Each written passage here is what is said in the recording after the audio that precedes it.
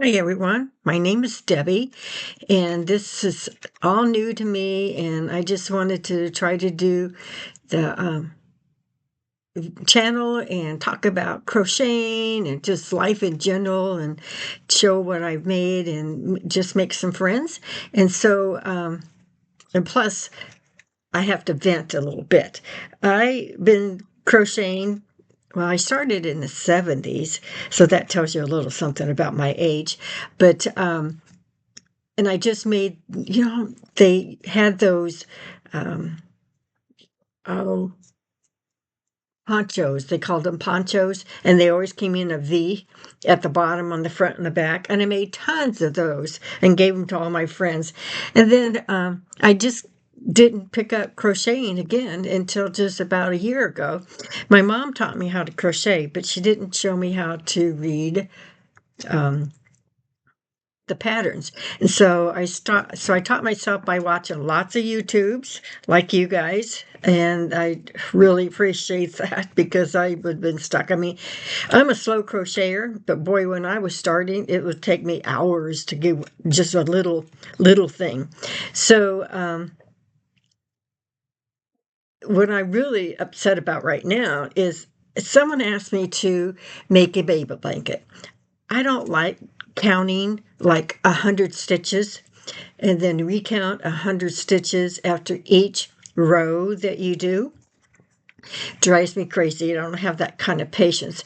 Well, I agreed because she was a family member. I said, okay, I'll make it for you. Well, okay, let me try. This is a disaster.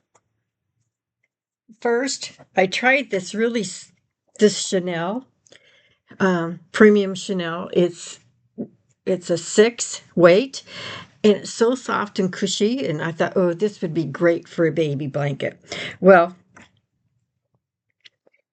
very simple pattern, but it just kept growing and growing and growing. And it just, even when I counted, it just didn't look right. And it was going to take, I started out with one of these skeins, ended up with this almost a second skein. I thought, okay, this is not going to work. So I switched yarn and started this blanket.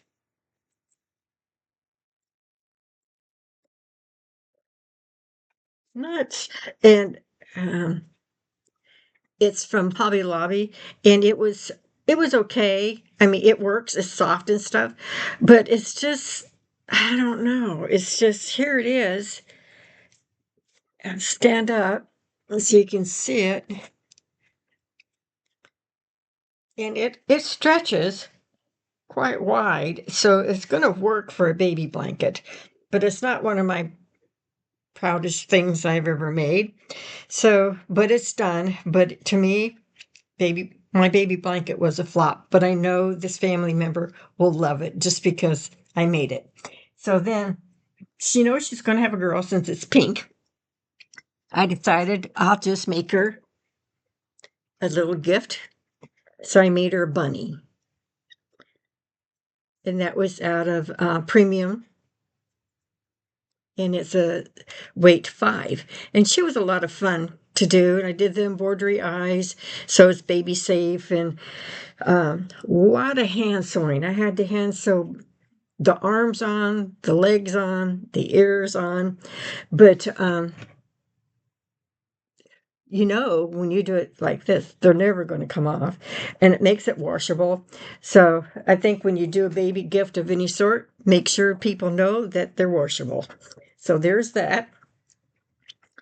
So I'm done. I'm glad I'm done with that. Then I'll show you a couple other things that I've been working on, but it's been like 2 weeks for me to get this done. Here's one. I love this little mushroom. It's not little. See how big he is? But it comes in, of course, the different size yarn you use, the bigger or smaller it gets. And I just think he turned out so cute. And I'd like to do a smaller size and do like a 3-step. That was the pattern. I found it on Etsy. And it was so cute. So there's one. And then I made this bunny. I've never made it with clothes before. So here's the bunny. And I made her have blue eyes for a change. And these come off. It ties in the back. So then you make this separately. And so he has his own jeans on. Of course, you embroidered you sewed those in as you did your rounds, and the ears you had to sew on. But I thought that turned out cute. And this is just going to be for my market when I only do like 2 or 3 markets a year because it's just so much work. And in my area, it's hard. So here's the one bunny. And then I did this cow. He was cute. I enjoyed doing him. He was a lot of fun. I never used these eyes before with the dots, so I'm not sure if they're supposed to go up or down or on the side or whatever. So this time I made him on the bottom. But he turned out really cute. I enjoyed doing him. And he was all, this was a no-sew. So it was except for the ears and the horns. They weren't no-sew. You had to do that. But the arms and the legs were all done. Okay. And then, let's see. I made a bunny. And she turned out really cute. It's just different. And she's got a big old tail. But my thing is, the pattern had this big, I don't know, muzzle on them. And I'm not sure if I like that. I'm trying to decide if I'm going to leave that on or take it off because it just, I don't think it fits the bunny thing. But here she is. And I had to hand sew again, the arms and the legs and the ears. Never made ears like this, and I kind of like those kind of shaped ears and that they stick close together instead of flopping down. So those turned out. She turned out cute, and that's going to be for the market. I'm thinking Easter, so that's why I'm doing them. And then I am not one for the markets and doing lots of little things because I hate doing the same thing over and over. It's boring. And so if I do multiple ones, it's usually just 2. And then I try something else different and I maybe go back and do another one, but not very often. But this one, my little mouse, I did 2 of those. He was so much fun to do. And so I did 2 of those for the market. And they say it's for a keychain. That's a pretty big keychain. So I'm thinking maybe, you know how they do the purse charms? I have the chains to go for the purse charms. So that would probably work better. But I made 2 of those. So those turned out really cute. Then I did a bear.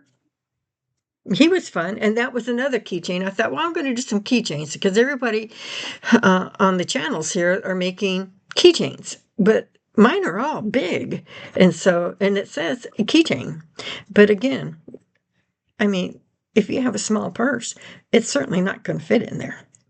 But okay, then this one maybe. He's the pig, and that's another keychain. Only made one of him, and only made one of the bears so far. Then I did the octal. Again, that's supposed to be a keychain. I don't know. And then I did this. He's been around for a while, by the Mushroom Boy.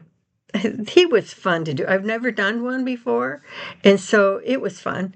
It pops up and goes down. And I like putting a little crooked smile on him. Gives him character. Then, let's see. Oh, I'm working on baby chickens.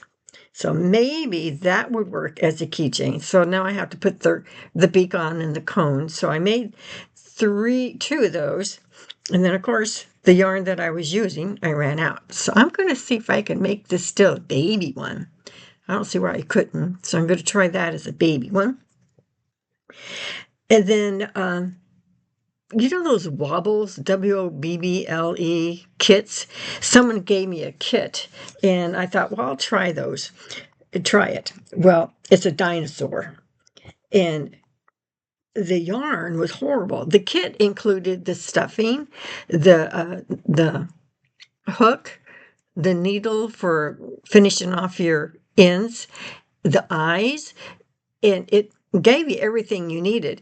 But this yarn was horrible to work with. It was like it was wrapped in a tube, and it was really stiff, and it was very hard to work with. I haven't finished him. He has to have those little arch things, those little spikes, the spike thingies have to go on there yet. But I had to give my hand a rest just because of this. This took me a while because it was so stiff to make. So I gave up on that. Then I made this, and she turned out so cute. But the yarn, it's in the skein, it was really soft and squishy. But now that it's in a plushie, I think these are called loveys. I'm not sure. It's kind of stiff, so I'm not sure. I'm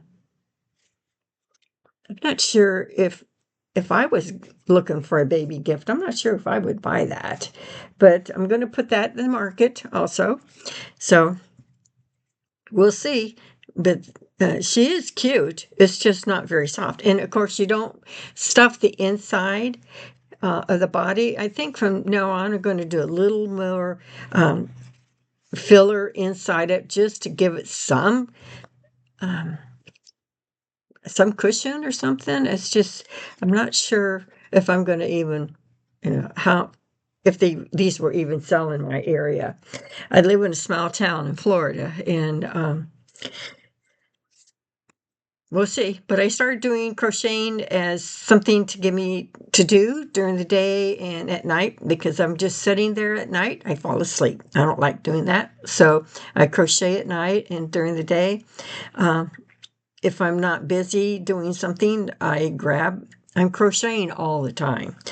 And so I'm always looking for new ideas. I'm on Etsy all the time. I'm on Ribbler. And I like Ribbler, their patterns, because as you go through the lines, your rows, you can mark it off on the screen. So you keeps track of where you're at. How I do it now is that I write it down on a piece of paper, the rows, and I finish the rows, I mark them off, because I can't keep track of which row I'm on, and it's just, I just write them down. It's just easier for me. And so most of my patterns or designs and stuff are on my computer, actually on my iPad, because that works out really good. Let's see, what else can I say? This is December. It's a couple more days and it's going to be Christmas time. The weather here has been really cold for us people in Florida, but it's supposed to be really nice and it'll start warming up for the Christmas. So that's kind of hard. It's get used to not having snow and the 4 seasons. We really don't have 4 seasons here. We just have like hot and cold. And then sometimes we're lucky, but this year it was like hot and then got cold real fast. Now it's kind of warming up and it's supposed to be in the 70s, so that's going to be a nice day. And I'm going to try doing this, and hopefully we can communicate and ask me questions and see what we can talk about, and just life in general, we can just talk about too, besides just crocheting, because I'm a slow crocheter, as I've said before. So, as I end this, I hope you have a great day, and hopefully I can talk to you in another week and show you what I've made. And you have a great Christmas, and I will talk to you soon. Bye.